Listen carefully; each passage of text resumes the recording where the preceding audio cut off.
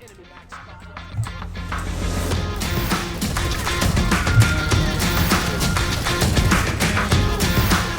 my god! Jesus wept. Okay, that is,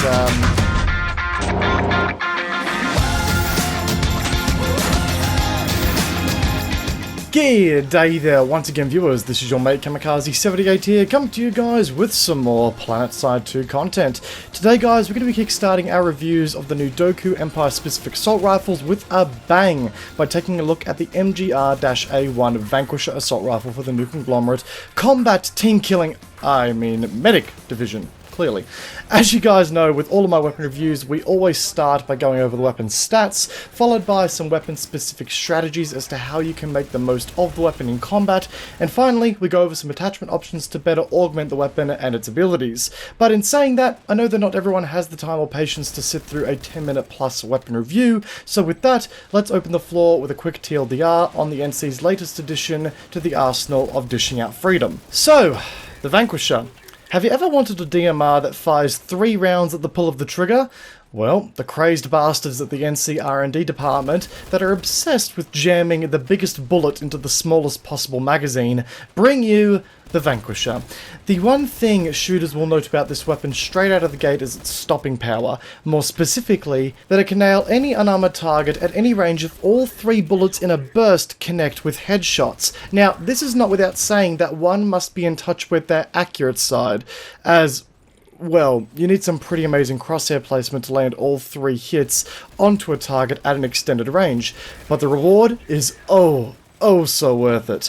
There were times where a poor bloke would actually get the jump on me and I would greet him with the way of the bonus checks, and he simply couldn't handle the pressure. He killed over straight away. What I'm trying to say here is that the stopping power is menacing when you treat it with precision and like it is a DMR. Definitely don't spray the weapon's burst willy-nilly, because that will see the weapon's cone of fire get a little ridiculous and a little sloppy. You need to be calculated and deliberate with your shots, which is something that took me a while to get the hang of, as I'm sure the footage here will tell you. It's really just a simple, effective burst fire weapon. That's all there really is to it. But that also means that there is the caveat of it isn't going to be for everyone. Let's dig into the stats and learn some more about the Vanquisher. And why not start things off with the weapon's damage, the aspect that is very clearly the star of the show here. The weapon features a maximum damage of 200 before 10 meters and tapers off to a minimum damage model of 167 at the 90 meter mark. So that's only dropping 1 damage tier over an incredibly long distance. This means that with every burst of the weapon, it carries a 600 damage payload within 10 meters and a 501 damage payload all the way out to 90 meters, with a subsequent 5-shot kill within 10 meters and a 6-shot kill beyond that range. But, and here's a big but here, if you land all headshots with these bursts, then you have a 1200 damage payload within 10 meters and a 1002 damage payload beyond 90 meters, which is a guaranteed 3-shot kill at any range if you land headshots only, assuming the target's unarmored. And I gotta tell you, having a sniper take a pot shot at me only for me to delete him straight from the face of the earth with a cheeky burst from this thing is one of the most satisfying things out there. Now, when we combine the damage model with the maximum rate of fire of 451 rounds per minute, or 7.51 rounds per second, and also keeping in mind that the time to kill is based on you being able to legitimately leave no gap between your bursts, it leaves us with a theoretical time to kill of 0.54 seconds at 10 meters and 0.67 seconds at the 90 meter mark. Now, one thing I also want to quickly touch on here is the time to kill and how it adjusts when the weapon mounts Sabo ammo, as it does reduce your weapon's rate of fire by 10% down to approximately 405 rounds per minute, or 6.76 rounds per second, which is quite slow. The time to kill here drops to 0.6 seconds at 10 meters and 0.75 seconds at 90 meters, something that we'll return back to later, but also worth noting right now. And yes, I know I haven't mentioned Destructor Ammo yet. There are a lot more complexities with that ammo type that we'll discuss in the attachment options section of this video, so stay around for that. Anyway, let's move on to the weapon's handling, starting with the recoil recoil. The damage model is great and all, but having a manageable recoil on a burst fire weapon like this is pretty important to being able to actually score the damage on your target. The weapon's recoil is a light vertical kick with some soft horizontal shake that will not push the weapon actually too far to the left or the right before being delegated back to the center point.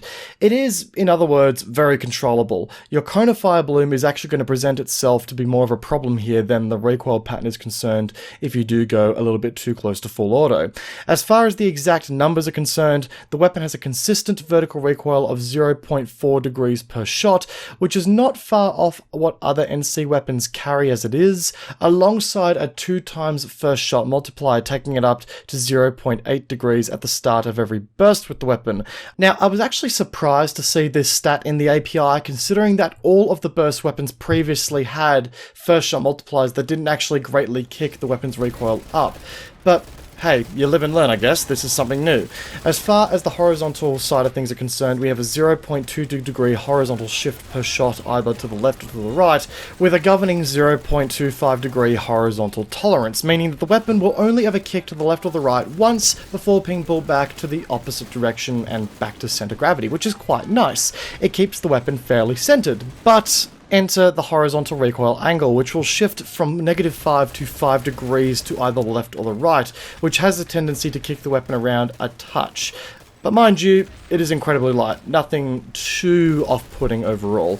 I will say that the weapon's recoil was a lot less major on the test server version that I tested a couple weeks back, but it still can be a total laser beam when used right here on the live server version. When we consider the cone of fire values, we can see that they do reward firing while stationary, and the experience with the weapon certainly resonates this, so it is something to keep in mind. When it comes to reloads and such, the weapon features a 2.2 second short reload and a 2.8 second long reload with a 30 round magazine among a 180 round ammo pool. These reloads actually quite competitive. They felt really snappy and you're able to get back into combat fairly quickly with them. To wrap up the weapon, it features a 600 meters per second muzzle velocity and a 0.5 times aiming down sights movement multiplier. And that, guys, is the Vanquisher. And guys, I've got to say, this thing will dome heads and become your enemy's worst nightmare, but you need to treat it with respect, and she will treat you right just back. I made the mistake of, and anyone who was in on Wednesday's stream will confirm, that I was going totally ham with it and trying to max out the weapon's rate of fire constantly. But after a while, I took a step back and started to use the weapon in a more calculated way, and I noticed a lot more kills started to come through. This weapon is not like a Gauss Rifle Burst in the sense that it can be used like an AR with some extra range attached to it. No, the Vanquisher is a DMR with some added brawling capabilities with the burst fire option. It is a weapon that shines at doming people at medium range, and hell, if you can close the gap and constantly knock out people with the 3-shot burst headshots, then be my guest, you will also dominate at close quarters. Just don't expect anything good to come if you don't nail those critical headshots, because pretty much any other weapon in CQC will out DPS you unless you can get that 1 burst 1 kill accuracy going and really just get the drop on people. And the weapon can do it, you just need to take some time with your shots and focus on quality over quantity. Make every single burst count with this thing and good things will come to you. Some may recognize the vertical recoil pattern here being similar to that of the Mercenary, and they would be right on the money. This weapon is only 0.05 degree per shot lower in the vertical recoil department, so it is in the same ballpark, and you will know that this thing is in turn going to require very little in the way of recoil management. I have even noticed that when I was using the weapon at an extended distance, I never really had to adjust for the vertical recoil mid-burst. The weapon was able to keep its crosshair on target with pretty much no input from me at any range, so just keep in mind that it's actually very possible to overcompensate with the weapon and drag your crosshair off of the head of a target. As an NC player, I know that sounds absolutely ridiculous, and we have a habit to really pull down on the mouse here, but it's really not necessary with the Vanquisher. Just keep that in mind. I will also say that no matter what, wherever you can, avoid using the hipfire. I know that a laser sight can help here, and believe it or not, I'm actually about to suggest that you use a laser sight on the weapon for those holy fuck moments, but hip firing is a big risk to take unless you are shoving the weapon into an enemy's eyes to give them laser eye surgery with your, said laser sight. Just yeah, work on your crosshair placement in close quarters to try and maximize how much damage you can deal in this field. I know that my gameplay is going to be, telling you otherwise, but do as I say, not as I do. It's one of my favourite sayings here on the channel. A couple of additional and final observations of the weapon include that shooting for moving targets is really not a struggle here. The weapon's muzzle velocity is fast enough to the point where you actually don't need to lead too much on your targets, which is actually awesome, and it makes sniping light assaults out of the air with the weapon a kind of extreme sport, if you will. Also, don't be afraid to take more of a backseat role when using the weapon. Obviously, as a combat medic, you will be inclined to get in the thick of it with your frontline troops and keep them up and running, but seriously, take a step back, set up a home base with a shield repair station, and just sit pretty, tapping heads as they come. Again, this weapon demands patience and discipline. Anyway, that there is the Vanquisher, and I gotta say, it's a hell of a amount of fun to use, but there are some critical attachment options that you need to mount here in order to make the weapon a bit more effective. Let's go over those now. The weapon has access to 1x through to 4 times optics, including a 1x RNV sight, a flash suppressor, dark light flashlight, laser sight, forward grip, Destructor Ammo, and saber ammunition. Now, a couple of unique attachments to go over here, but I'm going to start off with the sight, because the sight is the most important part of the weapon. You absolutely must take a 3.4 times optic. I'm going to say that 2 times and below is just not quite going to cut it here, and even a 4 times can be useful for this weapon in certain situations. The recoil here is just not going to be too disorientating when you're using these higher level optics, and you most certainly need that extra clarification for the targets that are sitting at a longer range. Now, the next thing you're going to want to grab here is a laser sight. Now, yes, I do preach that you should avoid hip firing with this weapon in as many situations as possible, but you've got to keep in mind that there can be situations where you don't have time to aim down sights and gain that extra advantage on your target with those critical hits. So having a laser sight will help you consolidate your bursts and try and make the most of the damage when it's going to be a little bit less accurate. A forward grip on this weapon just simply isn't useful enough. The horizontal recoil is not in need of any major, changing via a forward grip, so the investment on a forward grip just isn't going to pay off. Now, let's go over the 2 very unique ammo types. We've got Destructor Ammunition and Saber Ammo. Saber Ammo we've seen before. Bullets will pierce through 1 infantry target before stopping, and it reduces the rate of fire by 10%. I actually saw a lot of use in Saber Ammo by piercing through mech suits and nabbing the engineers and combat mechs behind them. I actually had a lot of success with this ammo type, and the 10% reduction in rate of fire wasn't too big a deal if I could continue to land my headshots and just nail a target in one burst. So I will say that Saber Ammo can be a really, really good time. However, Destructor Ammo is a very different kettle of fish here. Direct hits will now strip 75 shield health and 6% maximum ability energy from enemies, and will deal high damage to small deployables such as turrets and mines and stuff like that.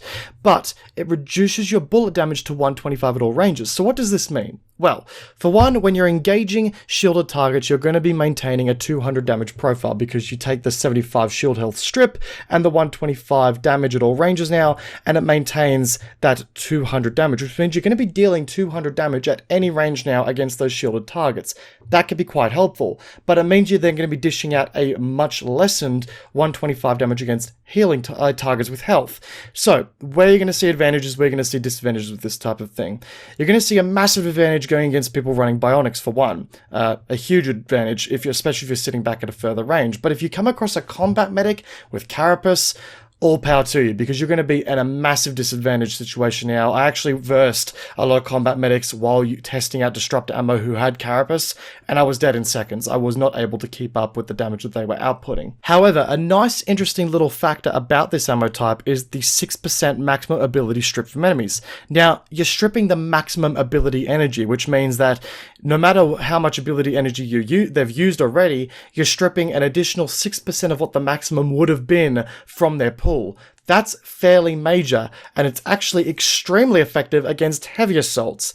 If anything, I viewed the Destructor Ammunition to be a great heavy assault anti-combatant, because you're not only dishing out damage to their shield, but you're stripping further energy away from them, which is actually extremely devastating. I went against a couple of heavy assaults while using this ammo type, and they just killed over so fast it wasn't even funny. So I will say that this ammo type is very situational. It will make you better at certain situations, but it will not give you an overall buff, and it will make you weaker in other situations, especially against mech suits and combat medics running carapace. So It's a very situational ammo type, and it's not going to be for everyone. If anything, it's up to user delegation if you want to take it or not. On top of that, you can mount a flash suppressor. It's nothing major, but it will get muzzle flash out of your eyes, so it is worth taking in the long run, in my opinion. And guys, with all that said, that wraps up today's review on the Vanquisher. It took a little bit longer than I expected to get through this review, but of course, we did have to go over the Destructor and Saber ammo and what they do to the weapon. Overall, I love the Vanquisher. I'm really enjoying it. It's a fun weapon. It's something different to what we've got already, and the stopping power here is through the roof if you can nab your targets correctly, and it just provides a nice backline option for all combat medics out there. Guys, if you enjoyed today's video, please feel free to backhand that like button, and if you have any tips or tricks to using the weapon that I didn't cover, leave it in the comment section down below. I'll be sure to heart most comments that that offer those insightful tips, and that'll should get them to the top of the comment section there and highlighted for everyone else to see. As per always, guys, my social media links are in the description down below, and if you want to support the channel further, Patreon is also linked in the description down below, where I'm going to be offering some rewards for some people on that front as well. Guys, once again, hope you enjoyed today's video. Peace out, and I'll see you guys all in the next one. Take care, guys. Have a good one.